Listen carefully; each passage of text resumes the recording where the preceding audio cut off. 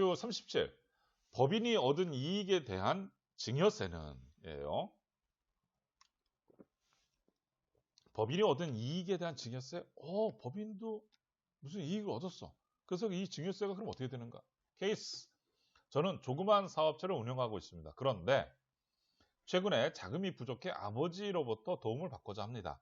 제가 100% 소유 운영하고 있는 회사가 아버지께서 보유하신 여유자금을 증여받거나 무이자로 차입하는 방법을 고려하고 있습니다. 이때 발생할 수 있는 세금 문제는 어떤 것이 있는지요? 라고 하나 궁금합니다. 라고 나온 거예요. 오케이? 그러니까 말 그대로다가 자녀가 아버지로부터 무상으로다가 차입을 하겠다. 그랬을 때 이 세금 부분들에 대한 것은 없냐라고 하는 형태가 되는 거죠. 자, 110페이지 왼쪽 첫 번째 블락 한번 해가지고 보도록 하시죠. 자, 뭐냐면 이게 굉장히 여러분들 지금 오늘 이 내용들이 굉장히 중요한 내용이라는 것을 여러분들 알고 계실 거여서 이 부분들에 대한 내용들을 잘 보시게 되게 되면 이거 굉장히 중요한 내용이니까 잘 보세요. 법인이 개인으로부터 자금을 무상으로 증여받거나 무이자로 차입하면 법인이 이익을 얻은 것이므로 법인세를 부담해야 합니다. 그렇죠. 오케이? 그러니까 여하튼 간에 법인세를 그러니까 무상으로다가 또 무상으로 증여를 받거나 무이자로 차입하면 법인이 이익을 얻은 것이므로 뭐야? 법인은 그래요. 법인세를 부담하면 되는 거야. 그래서 무이자 대여의 경우 세법이 정한 이자만큼 수익으로 보아 법인세가 과세될 수 있습니다. 라고 하는 거야. 법인이 무상으로다 어떤 혜택을 받거나 증여를 받게 되게 되면 법인은 무슨 세금을 낸다? 법인세를 낸다. 오케이? 그런데 문제는 법인에 법인세가 부과되는 것뿐만 아니라 법인 주주, 법인도 그 혜택을 받지만 실질적으로 누가 받는가? 법인의 주주가 받는 형태가 되는 거죠. 그러니까 법인 주주인 귀하에게 증여세가 부과될 수 있다는 점입니다. 요게 여러분들 포인트예요. 오케이? 그러니까 이런 부분들을 상당히 많이 물어오시는 형태인데 이런 부분들에 대한 내용이에요. 오케이? 일반적으로 법인이 증여를 받으면 법인세가 부과될 뿐 주주인 개인이 주식 가치가 증가하는 간접적인 이익을 얻는다 하더라도 주주에게 과세되지 않고 주식을 양도하는 시점에 양도소득세에 대해 과세를 보통 하는 게 맞는데 그런데 어떻게 되겠어요? 이런 부분들에 대한 거를 요즘에는 너무 많이 밀어주다 보니까 국가도 야 저거 우회로다가 해가지고 증여하는 거야. 오케이? 그러니까 그 법인이 무슨 혜택이 있다 그러면 과세하게 하게 되는 거야. 그런데 기막힌 게 있어요. 여러분들 밑에 한번 봐봐요. 그런데 법인이 결손 상태인 경우, 만약에 지금 결손이잖아요. 그렇죠. 그 법인이 말 그대로 결손이야. 그러니까 마이너스 나고 있는 상황이 되는 거지. 자본 잠식이라든지 뭐 이렇게 된 거지. 법인이 해서 봐봐요. 111페이지 이제 왼쪽 첫 번째로 올라갈게요. 법인이 증여를 받더라도 법인세를 납부하지 않으면서 주주는 왜? 법인세 낼 게 없, 다른 거가 마이너스 되겠으니까 법인세를 낼 게 없잖아요. 그렇죠? 않으면서 주주는 주식 가치가 증가하는 이익을 얻게 돈이 들어와서 돈 뭐 돌아가는 것 같으니까 여하튼 주식 가치는 올라갈 수 있겠죠. 이러한 변칙적인 증여를 막기 위해 지배주주의 특수관계인이 첫 번째 결선 법인에 증여하면 주주에게 바로 과세하는 제도를 두고 있다라고 하는 거야. 여러분들 잘 알아두세요. 나아가 결선 법인이 아니더라도 증여일 현재 지배주주와 그 친족의 주식 보유 비율이 30% 이상인 법인이 증여를 받게 되면 주주에게 증여한 것으로 의제돼. 그렇게 보겠다 이거지. 의제돼 증여세가 과세될 수 있다라고 하는 거야. 오케이? 무슨 말인지 알겠어요? 그래서 이런 부분들에 대한 것들도 많아요. 경영 지배적인 관계에서 놓주는 것도 어떻게 된다? 그래서 그것도 증여세가 부과될 수 있다라고 하는 거야. 오케이? 자, 재산이나 용역을 무상으로 받지 않더라도 통상적인 거래 관행에 비추어 볼 때 현저히 낮은 대가로 양도 제공받거나 현저히 높은 대가로 양도 제공하는 경우에도 이를 포함합니다. 이걸 뭐라고 해요? 고저가 양수도라고 얘기를 해요. 오케이? 나중에 더 기회가 되면 자세히 말씀드리도록 할게요. 변칙적인 증여에 세금을 부과하고 그 다음에 증여세 과세 대상이 확대돼 법인이 증여 이익에 대해 법인세를 납부하더라도 주주에게 증여세가 부과되는 제도가 도입됐기 때문입니다. 이거예요, 이거 여러분들. 이게 결과적인 거는 법인이 그러한 혜택을 받게 되게 되면 그것이 결과적인 궁극적 누구한테 간다? 주주한테 간다는 거야. 그래서 그렇게 판단하는 거야. 과세관청에서 그렇게 판단한다는 거야. 요즘에 여러분들 많이들 이런 게 있어요. 제가 지금 요 장에서 이렇게 해서 계속 자세하게 얘기하는 건 뭐냐 그러면 이러한 사례들이 실제로다가 굉장히 많이 일어나고 있어요. 오케이. 자, 증여로 의제되는 이익은 법인의 이익의 주주의 주식 보유에 비해서 곱해서 산정합니다. 라고 하는 거. 오케이. 자, 111페이지. 그래서 오른쪽 보자. 법인이 얻은 이익에 대해 법인세가 과세될 뿐만 아니라 유아가 증여세를 납부해야 한다는 점을 충분히 고려해서 진행해야 할 것입니다. 라고 해서 김현장 변호사들이 이거에 대한 답변을 이렇게 줬던 것 같아요. 오케이? 그러니까 이렇게 되는 거야. 그러니까 법인은 법인세, 그 다음에 뭐야? 개인은 증여세 부분들에 대한 거야. 그래서 그런 부분들에 대한 변칙적인 증여를 막기 위해서 국가가 한 건데 그런 부분들에 대한 걸 뭐다? 국가는 증여 의제로다가 보겠다라고 하는 거야. 의제. 뭐라 그랬어? 의제. 국가는 그렇게 들여다 보겠다라고 하는 거죠. 자, 110페이지 오른쪽에 증여 의제 박스 있죠? 그거 한번 봐봐요. 제가 증여 의제라고 하는 부분들에 대한 거를 이렇게 보면서 좀 잘 정리해놨네. 그래서 여러분들께서 상당히 도움이 될 거예요. 그 박스를 하나 한번 볼까요? 이게 굉장히 중요한 얘기예요. 증여 의제란 법률상 증여가 아니지만 경제적으로 증여와 동일한 효과가 있어. 오케이? 법률적 떠나서 뭐야? 경제적으로다가도 도움이 있을 때는 뭐야? 그거를 의제. 그렇게 들여다보겠다라고 하는 거야. 오케이? 세법상 증여로 간주하는 것을 말한다라고 하는 거야.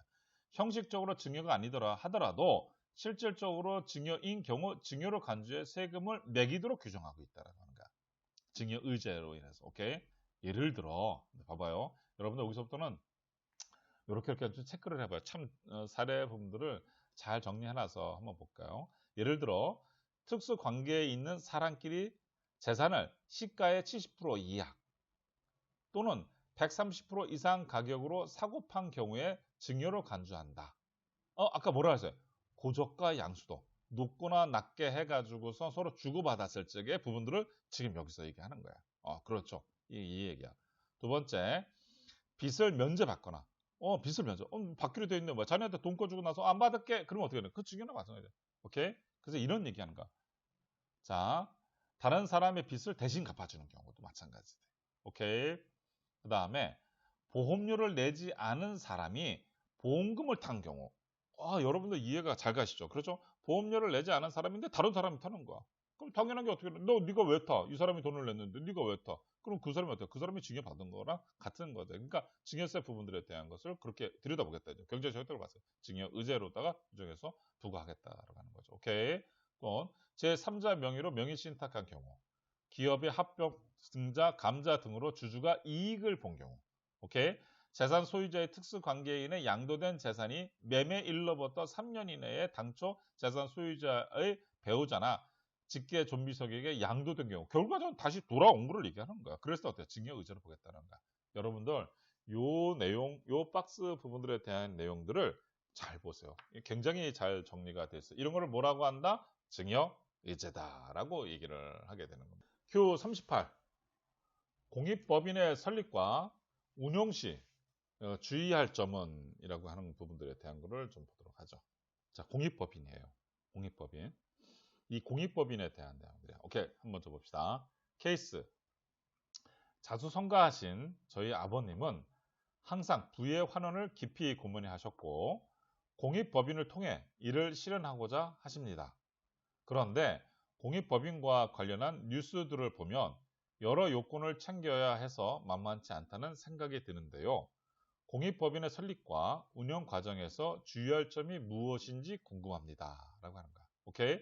자, 그러면 여러분들한테 먼저 오른쪽에 있는, 오른쪽 113페이지의 오른쪽에 있는 공익법인이라고 하는 거를 정리해 둔 거를 먼저 한번 보고 그 다음에 이쪽으로 넘어오게 되면 금방 이해가 갈 것 같아서 먼저 113페이지 쪽을 먼저 한번 가보도록 하죠. 자, 공익법인. 자선, 장학사업 등 공익성을 갖는 비영리 사업을 목적으로 한 법인을 말한다는 거야. 장학재단 같은 거. 오케이? 공익법인의 설립 운영에 관한 법률이 규정된 재단 법인이나 사단 법인으로 사회 일반의 이익에 공유하기 위해 장학금, 연구비의 보조와 지급, 학술 자산에 관한 사업을 목적으로 하는 법인과 특별법에 의해 설립된 법인 또는 주무부처에 등록 인가된 단체로서 공익성을 유지하며 학술, 종교, 자선, 기회, 사교, 기타 영리가 아닌 사업을 목적으로 하는 법인 등을 포함한다. 오케이? 그러니까 아까 여기서 얘기했던 거 봐. 위에 있는 거. 주무부처에 등록된 부분들에 대한 거야. 그럼 주무부처는 누가? 공익법인의 주무부처는 어디서 하는 형태가 되는 거야? 법무부예요, 법무부. 오케이? 그래서 여러분도 요 부분들에 대한 걸 아셔야 돼요. 누군가가 막 얘기했잖아. 아, 나 뭐 재산 많어. 뭐 그러니까 나 저거 됐을 때게 뭐 장학재단 하나를 만들어서 뭘 하려고 해. 그래서 누가? 법무부 장관의 허락을 받아야 되는 거야. 그게 뭐 만든다 해서 쉬운 거는 아니지만 그런데 간단해요. 그거는 신청일로부터 90일 내에 법으로다가 해서 설립인가 부분들에 대한 인허가 부분들에 대한 답변을 주기로 되어 있으니까 시간 오래 끌지는 않는 사항들에 대한 거죠. 오케이? 자, 상속세법은 공익법인에 출연한 재산에 대해서는 상속세나 증여세를 부과하지 않도록 하고 있다. 오! 맞죠? 이런 부분들 해놨는데 그렇게 출연을 했는데 거기다가도 세금 물리게 되면 안 되는 거잖아. 그러니까 이런 거에 대한 혜택은 또 주고 있는 거야. 이는 국가가 왜 주냐면 이는 국가나 지방 정부가 해야 할 일을 누가 출연자 부담으로 장학금도 주고 뭐 이렇게 해주니까 오케이 부담하는 것이므로 세제장 혜택을 주는 것이다. 이건 당연한 거예요. 오케이 그러나 공익법인의 재산을 출연하고 이를 탈세의 수단으로 이용하거나 3년 이내에 출연 목적대로 사용하지 않는 경우는 당초 부과하지 않은 세액을 추징한다라고 하는 거죠. 오케이? 무슨 말인지 알겠어요? 그러니까 이 공익법인이라고 하는 법인들에 대한 얘기들을 여러분들 주변에서 왜 이 얘기가 나오냐 그러면 실제로다가 이 방송을 들으시는 자산가 분들도 흔히 생각할 수 있는 게 뭐냐 그러면 야 내가 애들한테 줄 거 주고 그래도 난 남는 게 있다 그러면 내가 뭐 공익법인 뭐 재단 장학금 재단 하나 만들어 가지고 나 이렇게 하지 뭐 그리고 애들을 거기다가 눕고 애들도 거기서 평생 먹고 살아가게끔 하지 뭐 그러니까 어떻게 된가 우회적인 이런 부분들에 대한 편법 증여 이런 부분들을 고민하게 됐던가 이렇게 정상적인 부분들을 떠나서 오케이 그래서 이런 부분들에 대한 걸 가지고 공익법인이란 그럼 뭐냐라고 하는 규정들 부분들에 대한 것들을 여러분들한테 물어볼 수 있고 시고 이 방송을 들으시는 자산가 분들은 또 공익법인에 대한 얘기들을 많이 생각을 해요. 오케이 근데 읽고 나서 제가 아주 쉬운 부분들에 대한 거를 여러분들은 또 하나를 답변 드려 보도록 할게요. 자, 먼저 이 책에 나와 있는 공익법인이라는 부분들에 대한 거를 한번 보도록 합니다. 112페이지 첫 번째 블록으로 다시 건너가 보죠. 공익법인은 기부에 인색한 한국적 정서를 바꿔가는 역할을 담당해 왔을 뿐만 아니라 국가 재정이 감당하지 못하는 사회복지, 문화, 예술, 교육, 종교 등 분야를 민간 영역에서 보완해주는 제도입니다. 아, 정말 훌륭한 거예요. 오케이. 이런 부분들에 대한 거. 그러나 하지만 국내에서는 여전히 공익법인이 재벌, 대기업 집단의 상속, 징역 계열사의 지배 강화 수단으로 악용되고 있다는 인식이 강하다는 거야. 실제로 그렇게 왔었어요. 실제로 그렇게들 해가지고 해서 많은 아쉬움이 남은 거였었죠. 자, 112페이지 두 번째 블락. 공익법인의 활동은 그 자체가 일종의 공공재, 맞죠? 사회에서 국가가 못하는 부분들에 대한 거를 번건한 부분들을 사실 많이 역할을 해줬죠. 그러니까 공공재 때문에 세제상 우대 조치를 할 필요성이 있다. 이에 따라 비영리의 법인의 종교, 자산단체 이런 데 공익성이 있는 사업을 하는 법인인 경우에는 이하 공익법인이라 하죠. 그 경우에는 출연한 재산 및 공익법인에 출연받는 재산에 상속세, 증여세법상 혜택을 제공하고 있다. 제공해주고 있잖아요. 오케이? 피상속인의 상속재산가액에서 이렇게 출연된 부분들에 대한 건 어떻게 하는가? 공제상속가액이라든지 여러 가지에서 빼주잖아요, 사실은. 과세과래 불입해서 여튼 이렇게 냈어. 그럼 빼줄게. 빼주잖아. 공제해주잖아. 쉬운 얘기로. 단, 엄격한 사업관리 요건을 명시하고 있는데, 법인을 만들어서 갈 수 있게끔, 뭐로 공익법인을 만들 수 있게끔은 해주는데, 그 공익법인을 만들어주는 대신에 여기도 요건이 있는 거야. 왜? 말 그대로 자료 재산을 이렇게 상속해서 빼주게끔 해주면서 만들어 놨기 때문에, 세금에서 공제해서 만들었기 때문에, 이 빠져나간 거잖아, 사실은. 그러니까 당연히 거기에 대해 가지고 사후 관리 요건이 있어야 된다라고 하는 거죠. 아까 뭐야? 가업 상속 공제, 창업 자금에 대한 거라는 것처럼 이렇게 해가지고선 있다라고 하는 형태가 되는 거죠. 오케이. 자, 단 엄격한 사후 관리 요건을 명시하고 있는데 사후 관리 요건을 위반하면 상속세 및 증여세를 과세하거나 가산세를 부과합니다. 오케이. 우선 출연 자산에 관련한 요건을 대략 살펴보면 공익법인의 재산을 출연할 때부터 몇 년 이내? 3년 이내에 직접 공익사업 목적에 전부 사용해야 되는 거야. 오케이. 이런 부분들에 3년 이후에도 직접 공익 목적 사업을 계속해서 사용해야 합니다. 뭐 계속하라 이거죠. 자, 두 번째, 출연받은 재산을 정관상 고유 목적 사업에 사용하거나, 오케이? 정관상 고유 목적, 본래 그 목적대로만 하라 이거야. 오케이? 세 번째, 이에 충당하기 위해서, 근데 이거를 가지고서 이에 충당하기 위해 수익 사업용 또는 수익용으로 운영해야 한다는 거야. 그러니까 뭔가에 대한 거를 돈으로 굴리라 이거지. 그런데 그리고 네 번째, 출연 재산을 수익용 또는 수익 사업용으로 사용해 발생한 운용 소득은 소득이 발생한 과세 기간 또는 사업연도 종료일부터 1년 내에 몇 프로? 70% 이상을 금액 부분들에 대한 걸 직접 공익사업 목적에 장학금을 주든지 뭐 주라 이거예요. 그 돈을 돌려가지고 뭐가 생겼다 그러면 그거를 주라 이거지. 그런데 22년도 며칠을 뒤부터 22년도 1월 1일부터 몇 프로? 80%를 다 써라 이거지. 오케이? 이 내용이에요. 그런데 여러분들 한번 봐봐요. 출연 재산과 관련한 내용 외에 다른 사후 관리 요건도 존재합니다. 가령 공익법인의 이사와 관련해 출연자 및 돈 낸 사람, 뭐 재산을 낸 사람 이런 데 및 그 특수 관계인이 이사 정원의 5분의 1을 초과해 5명 중 1명까지 인정이 되지만 2명, 3명, 4명 된다 안 된다? 안 된다라고 하는 거야. 오케이? 설명하면 가산세가 부과되는 거야. 오케이? 또한 출연자 및 그 특수관계인이 공익법인의 임직원이 되는 경우, 그래서 출연자가 그 특수관계인 임직원이 됐어. 그런데 그를 위해 지출된 급여, 차량 유지비 등 직접적인 경비 상당액 전액에 대해서도 매년 가산세를 부과한다는 거야. 오케이? 그러니까 좋은 뜻으로 왔으면 좋은 뜻으로다가 하고 그냥 무상으로 하고 해서 혜택을 국가에다가 줘라 이거지. 오케이? 무슨 말인지 알겠어요? 그러니까 이런 부분들에 대한 얘기지. 그거에서도 누구나 돈 빼는 식으로 따라서 급여를 갖다가 뭐 몇 억씩 정하면 금방금방 빠져나가게. 오케이? 그러니까 그런 거는 안 된다라고 하는 거야.